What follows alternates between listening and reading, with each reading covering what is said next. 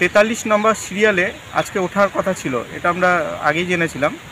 তো আমিও একদিন 2016 যে এসএসসি যে চাকরি বাতিল মামলা, তার পক্ষ থেকে আমিও এসটি এর পক্ষ থেকে আমিও পিটিশনার, এবং আজকে আমি এখানে উপস্থিত ছিলাম।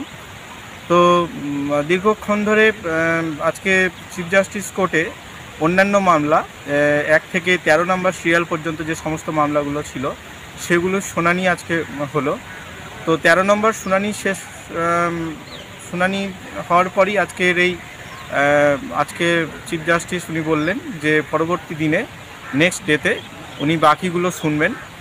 তো স্বাভাবিকভাবেই আজকে আমাদের যে 43 নম্বর যে আমাদের যে চাকরি বাতিল মামলা, সেটা আজকেও সেটা চিফ জাস্টিস কোর্টে ওঠেনি।